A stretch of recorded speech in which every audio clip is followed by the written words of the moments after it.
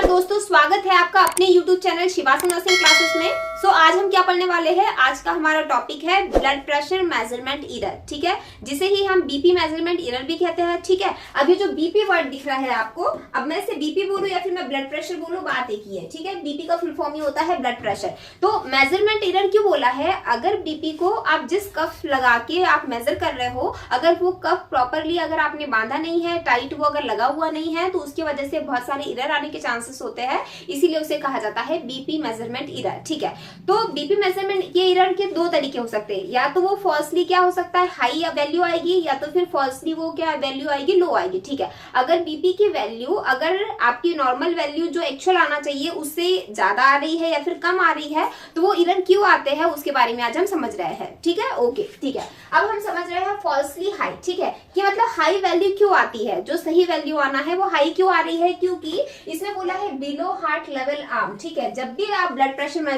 Major कर रहे हो पेशेंट का, तो उस टाइम पे अगर आपने क्या किया है, बिलो हार्ट लेवल, ये हमारा हार्ट का लेवल है, इससे आपने हाथ को अगर नीचे की तरफ कर दिया, तो अगर आप बीपी उस पेशेंट का मेजर करोगे तो आपको क्या मिलेगा, जो वैल्यू है कैसी मिलेगी, फॉल्सली हाई, मतलब कि ब्लड प्रेशर की वैल्यू थोड़ी बड़ी हुई मिलेगी। क्यों? क्योंकि आपने आपके जो हाथ है उसको हार्ट के लेवल से नीचे रखा हुआ है। क्लियर है? ओके। सेकंड कब आएगा आपका बीपी हाई बढ़ के, कब आएगा, स्लो डिफ्लेशन। स्लो डिफ्लेशन मतलब कि जब आप क्या करते हो, मर्क्यूरी को ऊपर चढ़ाते हो, जब पंप को आप क्या करते हो, बल्ब को दबाते हो, तो प्रेस करते दौरान अगर आपने क्या किया, स्लो डिफ्लेशन किया, जब आप उसको धीरे धीरे स्लो डिफ्लेट कर रहे हो, तो आपने स्लो डिफ्लेशन किया किसको, बीपी कफ को, तो उसकी वजह से भी क्या होगा, फॉल्सली हाई आने की वैल्यू के चांसेस होते हैं, ठीक है।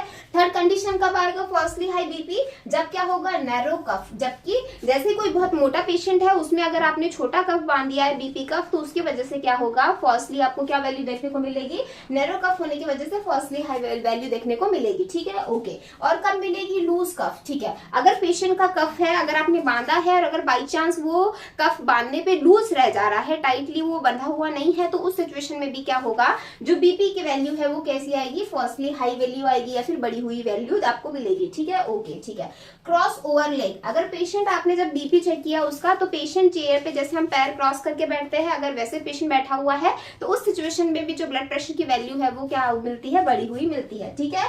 क्रॉस ओवर लेग मतलब कि अपने पैर को पैर के ऊपर क्रॉस करके बैठेगा जब पेशेंट, उस दौरान भी वैल्यू बढ़ी हुई मिलती है, ठीक है। ओके।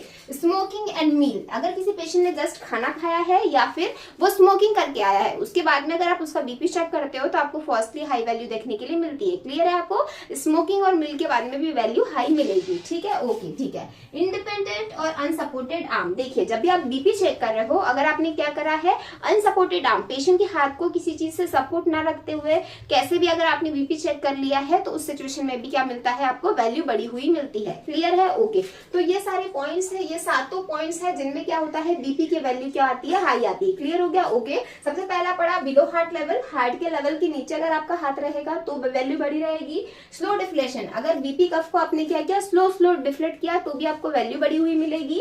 और कब मिलेगा, नैरो कफ, छोटा कफ अगर आपने बांध दिया है पेशेंट को उसके साइज से, तो भी वैल्यू आपको बढ़ी हुई मिलेगी। लूज कफ, बहुत ज्यादा ढीला बांध दिया है कफ, तो भी वैल्यू आपको बढ़ी हुई मिलेगी।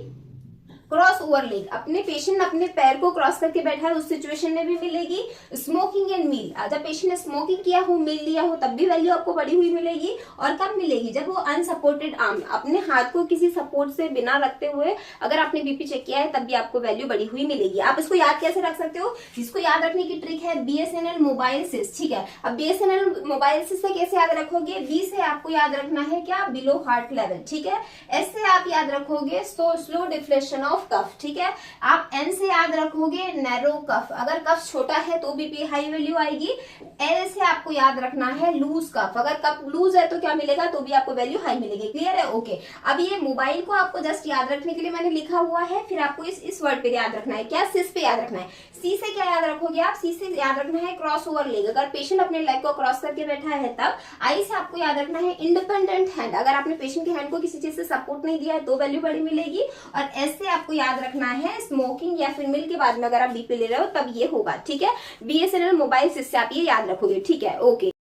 फर्स्टली लो वैल्यू आपको कब देखने मिलेगी बच्चों, तो कब देखने मिलेगी, तो उसको याद रखने की एक ट्रिक होती है, 4 वर्ड याद रखना है आपको। वक्त यानी जो समय होता है उससे आपको ये याद रखना है, ठीक है। अब W से आप क्या याद रखोगे, W से ये याद रखना है कि वाइड कफ, अगर बीपी कफ जो आप बांध रहे हो पेशेंट को, अगर वो बड़ा है, उसका साइज वाइड है, तो उस सिचुएशन में बीपी कैसा आएगा, लो बीपी आपको देखने के लिए मिलेगा। क्लियर हो गया एक चीज, ठीक है। दूसरा क्यूज ए से आपको याद रखना है, ए से होगा एबो हार्ट लेवल। अगर आप पेशेंट का बीपी चेक कर रहे हो, उस सिचुएशन में पेशेंट ने अपने हाथ को हार्ट के लेवल से ऊपर की तरफ रखा है, और इस सिचुएशन में ही अगर आपने पेशेंट का बीपी चेक किया तो भी आपको बीपी क्या देखने को मिलेगा, लो बीपी देखने के लिए मिलेगा। क्लियर हो गया, ठीक है।